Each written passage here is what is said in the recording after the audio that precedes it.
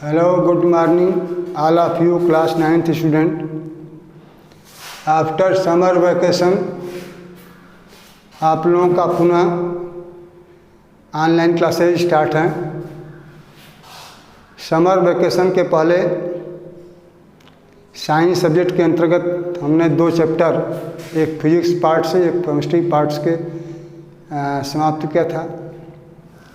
आज अब हम लोग आगे आज एनसीईआरटी से फिजिक्स पार्ट के अंतर्गत चैप्टर 9 जिसका नाम है force and laws of motion को स्टार्ट कर रहे हैं। इसको आप लोग भी ध्यान से सुने, जो नोट करने चीज़ें हैं नोट करें और नोट बनाते हुए अपने घर पर आप लोग किताब के माध्यम से अपना पढ़ें। फोर्स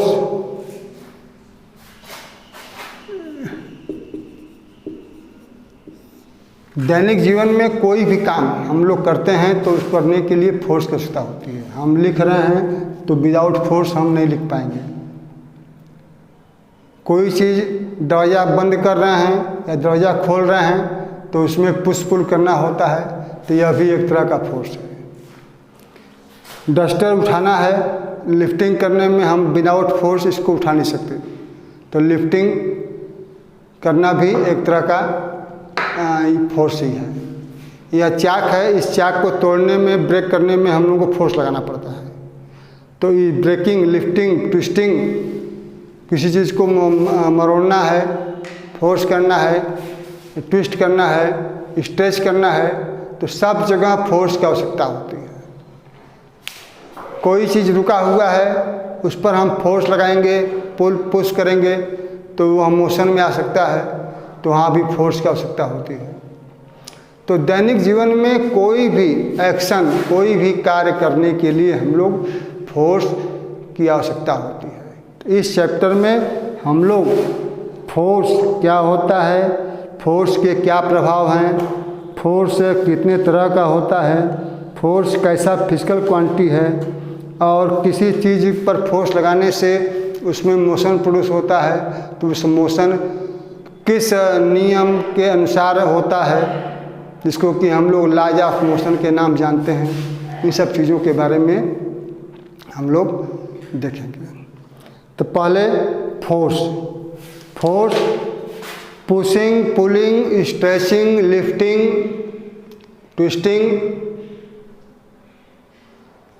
के लिए हमें एक्सटर्नल इफेक्ट जिसकी आवश्यकता होती है उसी को फोर्स कहते हैं। तो फोर्स चीज़ें इन्फ्लुएंस्ड और कर सकते हैं external effect which can change the state of object, either it is in state position, rest position और इन मोशन।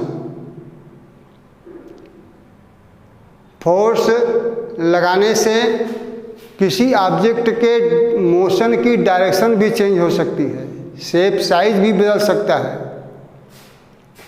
उसके मोशन के स्टेट में परिवर्तन हो सकता है।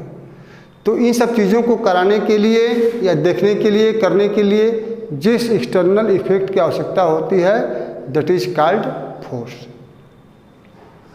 The force is an external effect which can change the state of object, either it's in rest position or in motion. It can change the direction of motion, can change the shape and size of object. तो ये सब चीज़ें को कराने के लिए जिस external effect की आवश्यकता होती है दैट इज कॉल्ड फोर्स। और यही हमारे इफेक्ट हैं फोर्स के। इफेक्ट क्या हो सकता है फोर्स का? तो इफेक्ट फोर्स में जितनी चीज़ों के बारे में बताए हैं वही इसके इफेक्ट के अंतर्गत आता है। Force can move the any object which is in rest position. कोई ऑब्जेक्ट अगर रेस्ट पोजीशन में है तो इस पर अगर फोर्स लगाएंगे तो यह मोशन में हो जाएगा।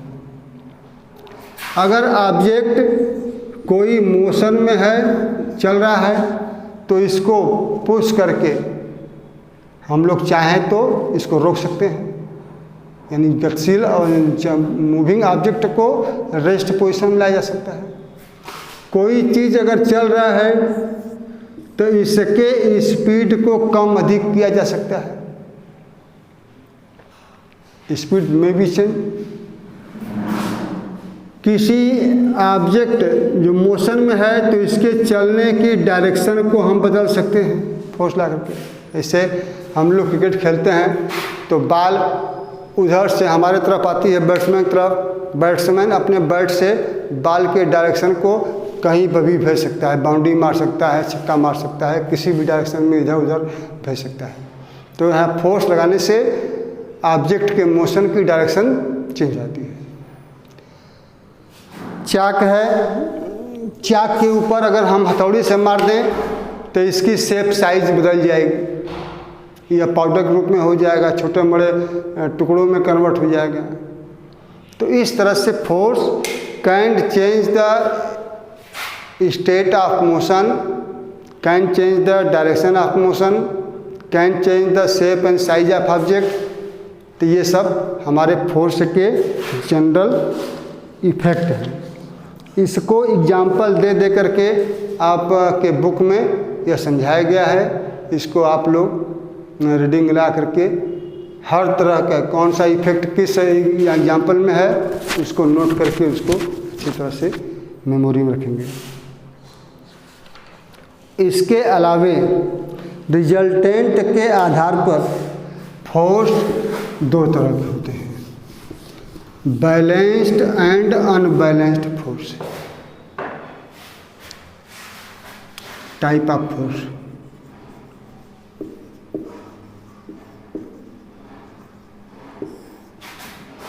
बैलेंस्ड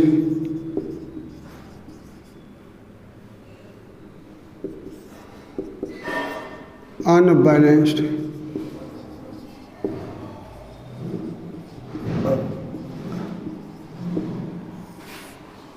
तो आज आप लोग इतना ही पढ़िए, फोर्स के बारे में क्या होता है, फोर्स को पढ़िए, फोर्स के क्या इफेक्ट हैं, ऑब्जेक्ट के ऊपर क्या क्या हो सकते हैं, इन सब चीज़ों के बारे में आप लोग देखिए। और टाइप्स ऑफ फोर्स के बारे में, बैलेंस्ड अनबैलेंस्ड जो फोर्स होता है इसके बारे में डिस्कशन हम लोग नेक्स्ट वीडियोज़ में करेंगे। आज के लिए इतना ही करिए। और क्योंकि आज पहला दिन आपको पता भी नहीं था, आज से मालूम हो जाए क्लास स्टार्ट है। कल से आप लोग भी अपने कॉपी किताब को ढूंढ करके समय पर बैठिए और जो नोट करना चाहिए नोट करिए। Thank you.